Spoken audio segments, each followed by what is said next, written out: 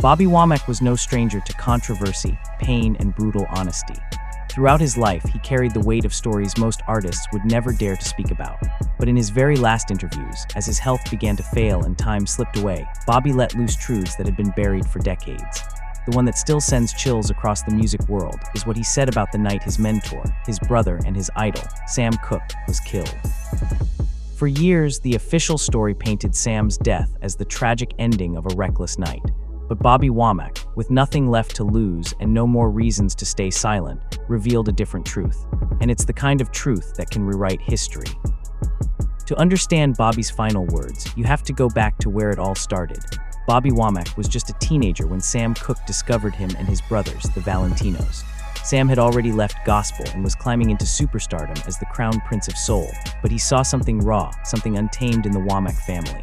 He took them under his wing, signed them to his SAR records, and gave them not just a career but a new way of life. Bobby often said that Sam Cooke was more than a mentor, he was like family.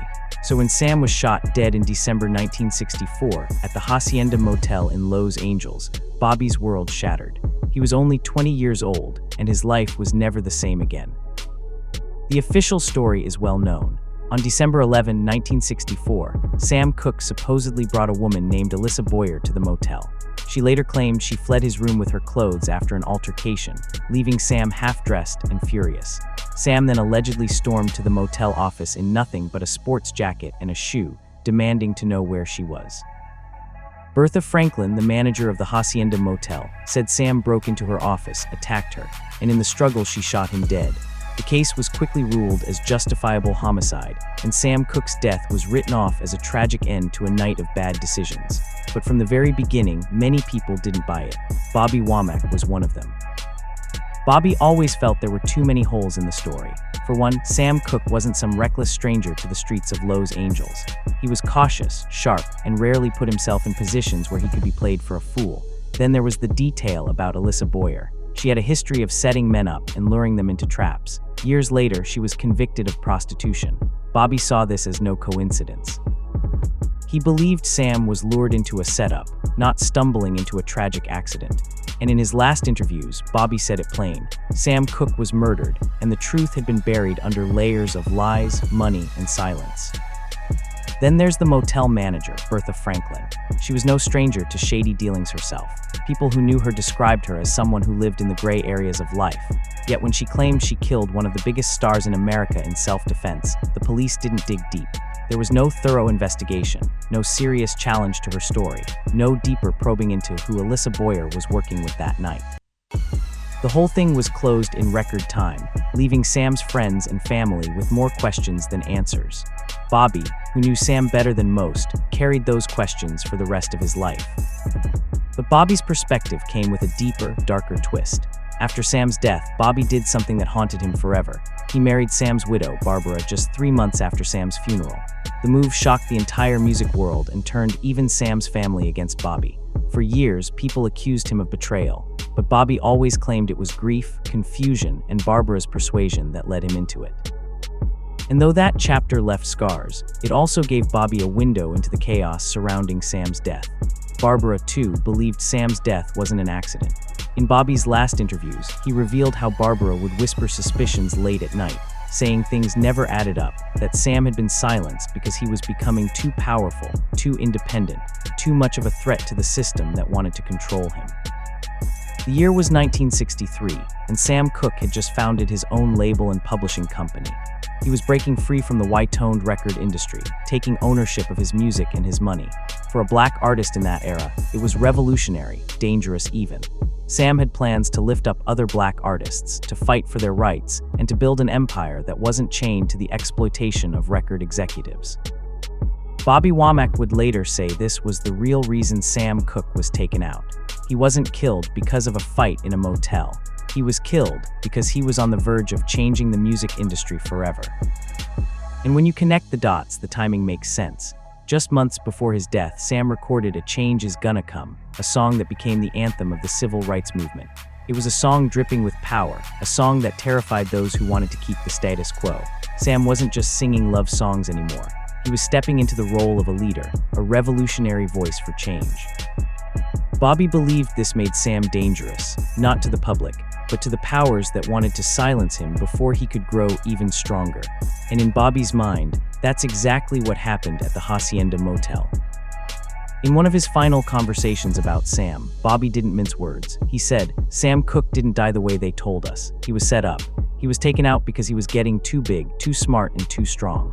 Coming from Bobby, who had spent decades haunted by Sam's shadow, the words carried weight. He wasn't speaking as a conspiracy theorist or a fan grasping at straws.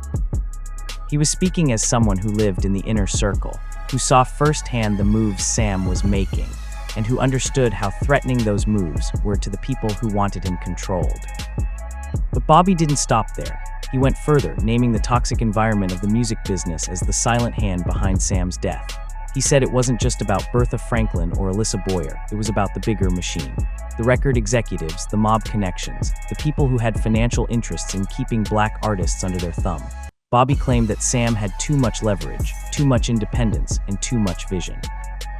And history has shown what happens to men who rise too far, too fast, and too strong in industries controlled by powerful hands. By the time Bobby Womack reached his final years, he was done protecting anybody. His health was failing, his career had been through every high and low imaginable, and he had buried too many of his friends. When he spoke about Sam, it wasn't out of bitterness, it was out of the need to unburden his soul. He wanted the world to know that Sam Cooke's death wasn't the messy accident the headlines sold. It was something far darker, something orchestrated, something that took away one of the greatest voices of a generation before he could truly change the world. After Bobby Womack dropped those words about Sam Cooke being set up, the conversation shifted from speculation to revelation. For years, people whispered about Sam's death, but Bobby's voice gave those whispers backbone. He wasn't an outsider making guesses. He was the young man who had been molded by Sam, the one who had eaten at his table, traveled with him on tour, and seen firsthand how his empire was taking shape. And what Bobby understood was that Sam wasn't just a singer anymore. He was a businessman, an activist, and a cultural force who threatened the old guard.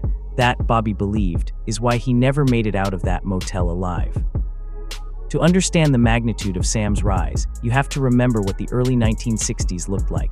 The music industry was controlled by executives who kept tight reins on their artists, especially black artists. They controlled the money, the contracts, the publishing rights, and the performances. Artists were little more than employees, often robbed blind while their songs topped the charts. Sam Cooke wasn't about to play that game. He had already walked away from gospel's restraints, already proven he could out-sing and out-charm anyone in popular music. But now he wanted ownership. He wanted to own his masters, his royalties, his business ventures. And that kind of independence was unheard of in 1964. Bobby Womack would later recall nights when Sam would talk about building something bigger than just himself. Sam dreamed of signing other artists, lifting them out of poverty, and making sure they got the kind of deals that white record executives were keeping for themselves. He wanted to put black wealth and black artistry in the hands of black people, and that scared people. Because when someone as charismatic and influential as Sam Cooke starts thinking bigger than just music, he becomes more than an artist, he becomes a leader. Leaders like that don't survive long in a world where power doesn't want to be shared. The suspicious details of Sam's death became Bobby's obsession. Why did Alyssa Boyer run from the room that night? Why did Sam chase her half-dressed, leaving his wallet, pants, and everything else behind? Why did the police take her word at face value, despite her background and the inconsistencies in her story? And why was Bertha Franklin, the motel manager, treated as though her word was gospel truth when she admitted she shot one of the most famous singers in America? To Bobby, the answer was obvious. The system wanted Sam Cooke gone, and everyone involved played their part to make it look like an accident. Bobby pointed out that Sam had been carrying over $5,000 in cash that night, a huge sum of money in 1964. When he was killed, the money was gone. His wallet was gone. His belongings vanished. Yet the police didn't treat it like a robbery. They didn't chase down leads. They didn't question why a man with that much cash, with so much to lose, would suddenly lose control and behave recklessly in a rundown motel. The case was closed too fast, too neatly. And for Bobby, that neatness reeked of a cover-up. Then there's the matter of Sam's phone calls before his death. According to people close to him, Sam was in the middle of making big moves with his label and his publishing. He was negotiating deals that would have cut out the middlemen, creating direct pipelines for black artists to thrive. Bobby later said Sam had enemies who smiled to his face but hated him behind closed doors. He remembered how Sam would laugh about outsmarting executives, how he boasted about owning his own music. And Bobby, looking back, realized those laughs may have sealed his fate. By the time Bobby himself was a man, he understood what Sam was really up against. The music industry wasn't just about records. It was tied into politics, money, and yes, organized crime. Labels had mob connections, promoters worked in shadows, and artists who stepped out of line often found themselves blackballed, ruined, or worse. Bobby said that Sam's death fit that pattern too perfectly to be a coincidence. It was the industry's way of making sure the game stayed rigged. And it worked, because after Sam died, the movement he was building collapsed before it even began. But Bobby also carried guilt. He admitted that after Sam's death, he was young, confused, and not strong enough to fight the narrative. He was only 20, still grieving, still trying to process how his hero had been taken away. When Barbara Cooke convinced him to marry her, he said he thought he was keeping Sam's spirit alive, but what he really did was step into a storm of public outrage. Sam's family turned on him, fans called him a traitor, and his career was nearly destroyed before it began. And in Bobby's darkest moments, he believed the chaos that followed wasn't just coincidence. It was the lingering effect of the machine that had taken Sam down in the first place. Then came the years of silence. For decades, Bobby rarely spoke publicly about the details of Sam's death. He sang, he recorded, he lived through his own scandals and struggles with addiction, but Sam never left his mind. And as Bobby got older, the silence grew heavier. By the time he was in his 60s and 70s, with his health declining, Bobby knew he couldn't take the secret with him. That's when the interviews shifted, when he stopped dodging questions and began laying out the truth as he saw it. He said plainly that Sam's death was a setup, a killing disguised as an accident, and that if people really wanted to understand music history, they needed to stop believing the official story. In one haunting interview, Bobby said, "The night Sam died, America lost more than just a singer. We lost a man who was ready to change everything." That line carried the weight of decades of reflection, decades of regret, and decades of watching the music industry continue its cycle of exploitation. Bobby wanted people to understand that Sam's voice was only part of his power. His real threat was in his business mind, his independence, and his vision for the future. And that, Bobby believed, is why he never made it out of that motel. What makes Bobby's final words so powerful is that they didn't come from a man trying to protect his reputation. Bobby had already lived a life of scandal, triumph, heartbreak, and redemption. He had nothing left to prove, no image left to maintain. His truth about Sam Cooke wasn't for his own gain, it was for history. He wanted people to remember Sam not as a victim of his own recklessness, but as a giant who was cut down before his time. And whether people agree with Bobby or not, his words can't be dismissed easily. They came from the inside, from someone who knew Sam better than most, and from someone who had lived under the shadow of his death for a lifetime. By the time Bobby Womack passed away in 2014, his confessions about Sam Cooke had left fans with more questions than answers. But maybe that was the point. Maybe Bobby knew the truth could never be proven in court or written neatly in history books. Maybe all he wanted was to plant the seed of doubt, to force people to look deeper into the story they had been told. And once that seed was planted, it could never be uprooted. Because the moment you start questioning the official story, you realize just how fragile the truth can be when money, power, and silence are involved. By the end of his life, Bobby Womack wasn't just talking about Sam Cooke's death. He was pleading with people to see the bigger picture. He wanted them to see how fragile the truth can be when fame, power, and money collide. Bobby lived long enough to know how the industry worked behind closed doors. He knew the men who smiled in public but held daggers in private. He knew how artists who refused to bow down were punished, erased, or destroyed. And he knew Sam Cooke was one of the brightest lights ever to walk into that world. In Bobby's words, Sam wasn't killed by chance. He was killed because his light shined too brightly. What Bobby kept stressing in his last interviews was the difference between what we were told and what really happened. The newspapers in 1964 painted Sam as reckless, chasing women, drinking too much, caught in a scandal of his own making. That image stuck for decades, tarnishing his reputation and overshadowing his greatness. But Bobby said this was intentional. He claimed the story wasn't just about covering up a murder. It was about destroying Sam's legacy so people would stop asking questions. If the public believed Sam was responsible for his own downfall, they wouldn't dig deeper. They wouldn't ask why a man on the verge of revolutionizing the music business suddenly wound up dead in a cheap motel. And for 50 years, most people never asked. But Bobby asked. He asked because he couldn't forget the conversations he had with Sam.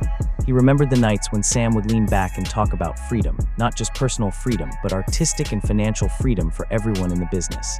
Sam wanted to show the world that a black man could be more than a performer. He could be an owner, he could be a boss. He could stand equal, not just in talent, but in power. That vision threatened the very foundation of the industry. And Bobby, reflecting decades later, believed it was that vision, not some drunken night, that put Sam Cooke in the crosshairs. The strange part is how quickly the case was closed. Sam was one of the most famous entertainers in America, yet his death was treated like a local disturbance, not a national tragedy. The inquest lasted just one day. Witnesses were barely challenged. No serious forensic investigation was carried out. The verdict was ruled justifiable homicide, and that was it. Bobby said it felt like the system couldn't wait to wash its hands of the whole thing. And for him, that alone was proof something deeper was at play. How could a man of Sam's stature be killed so brutally, and nobody cared enough to truly investigate? To Bobby, the answer was chilling. They didn't care because the people in power already knew what had happened, and they wanted it buried. One of Bobby's most haunting reflections came when he talked about Sam's song, "A Change Is Gonna Come." Released after Sam's death, it became one of the most iconic anthems of the civil rights movement. But Bobby said Sam knew the risks when he recorded it. That song wasn't just music, it was prophecy, it was warning, it was power wrapped in melody. Bobby believed Sam sensed his time was short, that he was walking a dangerous path. And when you listen to that song today, with Bobby's words in mind, it sounds less like hope and more like farewell. It's as if Sam was leaving behind a message, telling the world he knew the storm was coming. Bobby's own life mirrored that storm. He was chewed up and spit out by the same industry that took Sam. He dealt with addiction, betrayal, public shame, and moments of incredible loss. But through it all, he carried Sam's memory. He often said that every time he picked up a guitar, every time he sang a note, Sam was there. And in his final interviews, when he opened up about the truth behind Sam's murder, it wasn't just about exposing a crime. It was about honoring the man who gave him everything. Bobby knew he owed his career, his chance at greatness, to Sam Cooke. And speaking the truth, even if it was decades too late, was his way of paying that debt. What makes Bobby's confession so unforgettable is that it forces us to re-examine history. If Sam Cooke really was murdered because of his power, what does that say about the world he lived in? What does it say about the music industry that profited off his voice but may have had a hand in silencing it? And what does it say about the artists who came after him, who learned to play the game carefully to avoid the same fate? Bobby's words remind us that the music business has never just been about songs. It has always been about control, and those who try to break that control often pay the ultimate price. By the time Bobby Womack passed away in June 2014, his reputation had already been written and rewritten countless times. To some, he was the troubled genius who couldn't stay out of his own way. To others, he was the soulful survivor who kept coming back, no matter how many times life knocked him down. But in those last interviews, when he talked about Sam Cooke, he stripped everything else away. He wasn't the scandal-ridden star, or the comeback legend, or the flawed genius. He was just Bobby, the boy who had been discovered by Sam Cooke, the man who had carried his mentor's ghost for 50 years, and the elder statesman finally ready to tell the world what he believed all along. And what he believed was simple. Sam Cooke didn't die by chance. He was silenced. Silenced because he was too powerful, too independent, too dangerous to the system that thrived on exploitation. Bobby knew he couldn't prove it in court, but he didn't need to. His words were enough to keep the fire burning, enough to keep people questioning, enough to make sure Sam Cooke's death was never truly forgotten. That was Bobby's gift to history, planting a truth too heavy to ignore. Decades after the Hacienda Motel closed its doors, the mystery of Sam Cooke's death still lingers. The police file says justifiable homicide. The newspapers say scandal. But Bobby Womack's last interviews tell a different story, one of betrayal, power, and silencing. And maybe that's the real legacy of Sam Cooke's death. Not just the unanswered questions, but the uncomfortable truths those questions reveal. Truths about an industry built on control. Truths about how far people will go to protect power. And truths about how even the brightest lights can be snuffed out when they burn too brightly. So when Bobby Womack finally spoke, he wasn't just exposing a murder, he was exposing an entire system. And in doing so, he left us with a haunting reminder. The official story isn't always the real story. The truth, as Bobby told it, is darker, deeper, and more dangerous. And once you hear it, you can never listen to Sam Cooke's voice the same way again.